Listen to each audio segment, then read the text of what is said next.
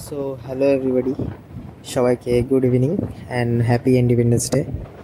তো আজকে আমরা সকাল থেকে বেরোইনি কোথাও, তো ভাবছিলাম বিকেলের দিকে বেরোবো, কারণ সকাল থেকে বাইরের রাস্তায় প্রচণ্ড ভিড় সব জায়গাতেই, তো যাওয়ার কোনো অপশানই ছিল না। তো ভাবলাম রাতের বেলায় বেরোই। তো আজকে আমরা এদিক দিয়ে প্ল্যান হলো কার্শিয়াং যাওয়া। তো কার্শিয়াং যাওয়ার আগে একটা আর্মি ক্যাম্প পড়ে, খুব সুন্দর। তো ওখানে কিছুক্ষণ দাঁড়াবো, সেই পার্কে তোমাদেরকে দেখাবো, সেই পার্কটাকে ঘুরিয়ে। খুব সুন্দর একটা পার্ক। অবশ্যই যদি কার্শিয়াং যাও তোমরা এই রাস্তাটা দিয়ে যাবে, আর এখানে অনেক রাইড ফাইডও করতে পারবে। তো কম পয়সাতেই, আর্মিদেরই এরিয়া পুরোটা, এই এরিয়ার এটা হচ্ছে পার্ক আর্মিদের। তো এখানে খুব সুন্দর প্রাকৃতিক, মানে টাইম স্পেন্ড করার জন্য খুব ভালো জায়গাটা। তো আসো আমার সাথে, দেখাই তোমাদেরকে। এখানে অনেক বীর যোদ্ধাদের অনেক কিছু অ্যানিমেটেন টাইপ করা আছে, বানানো আছে, অনেক স্টোরি আছে, যেটা আমাদেরকে এই সুন্দর কারুকার্যের মাধ্যমে দেখানো হয়েছে। তো এই হলো তার কারুকার্যগুলো। এখানে খুব সুন্দর। আজকে এখানেও প্রায় ভিড় ছিল, সকালের দিকে বেশি ভিড় ছিল, বিকালের দিকে অতটা না দেখা গেল। তো এই হলো আমাদের দেশের ফ্ল্যাগ, যেটা আমাদের দেশের গর্ব সবার কাছে। তো এটার সম্মান রাখা মানেই আমরা দেশকে বাঁচিয়ে রাখতে পারবো। আর এই ইন্ডিয়ান আর্মিদের জন্যই আমরা হয়তো রাতের ঘুম শান্তিতে ঘুমাতে পারি। আর ওরা নিজেদের রাতের ঘুম নষ্ট করে আমাদেরকে যে এত প্রোটেক্ট করে, তার জন্য সত্যি অসংখ্য অসংখ্য ধন্যবাদ ইন্ডিয়ান আর্মিকে আমার তরফ থেকে এবং আমাদের সকলের তরফ থেকে। তো আমরা এখন ক্যান্ট থেকে বেরিয়ে এখন আমরা কার্শিয়াংয়ের উদ্দেশ্যে রওনা দেব। তো এই সুন্দর ব্রিজটা পার হয়ে আমরা সিধা গিয়ে, ওই দেখতে পাচ্ছ ওই সাইনবোর্ড, ওই দিক দিয়ে আমরা রাইট টার্ন মারব।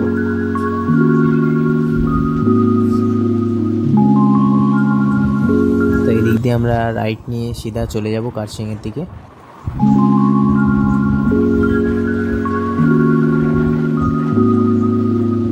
এই সেই সুন্দর শেড, মানুষের বৃষ্টির জন্য খুব উপকারী। এখান থেকে আমরা রাইট নিয়ে একদম চলে যাব খুব সুন্দর একটা প্রাকৃতিক দৃশ্য উপভোগ করতে করতে। তো চলো তোমরা আমার সাথে ভিডিওর মাধ্যমে।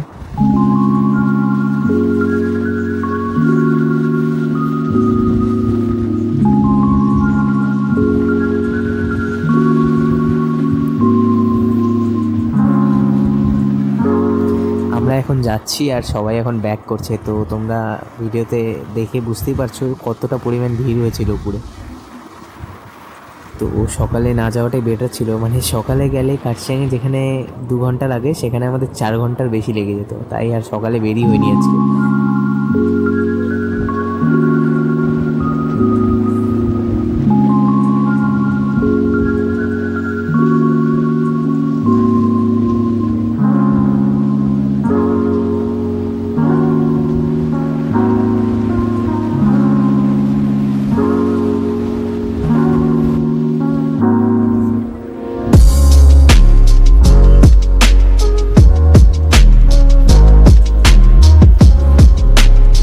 তো এই যে দেখো তোমরা কতটা পরিমাণ জাম, মানে সবাই ব্যাক করছে, যেহেতু আমরা জানি না উপরে ভিড় পাবো কি না, কিন্তু মানে ওঠার শুরুতেই এতটা পরিমাণ জাম ছিল এখানে, মানে তোমরা নিজের চোখে দেখে নাও, মানে পুরো শিলিগুড়ির মানুষ মানে এখানেই গেছে।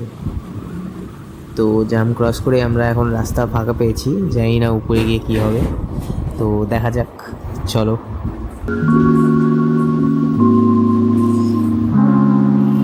না, ভেবেছিলাম উপরে যতটা জাম হবে সেরকম কিছুই নেই, ফাঁকাই রাস্তা প্রায়। ওয়েদারটাও খুব সুন্দর হয়ে আছে উপরে, হালকা ফগি ফগি, ঠান্ডাও লাগছে। তো এটাই আমাদের কাছে ভালো লাগে, মানে শিলিগুড়ি থেকে যখন ভিড় হয় রাত্রে হোক বা দিন, তখনই আমরা চলে যেতে পারি পাহাড়ে। আর এই পাহাড়ের সৌন্দর্য মানে একদম, মানে আমরাই জানি আমরা কতটা লাগি শিলিগুড়িতে থাকি বলে।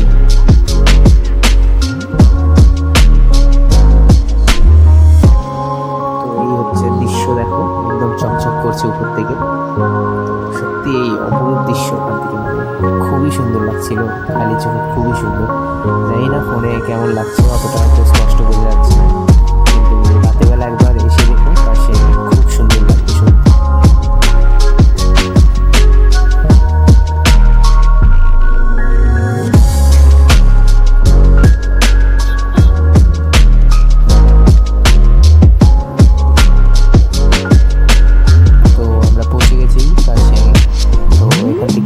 তোমাদেরকে ভিউটা দেখাই রাতের বেলা।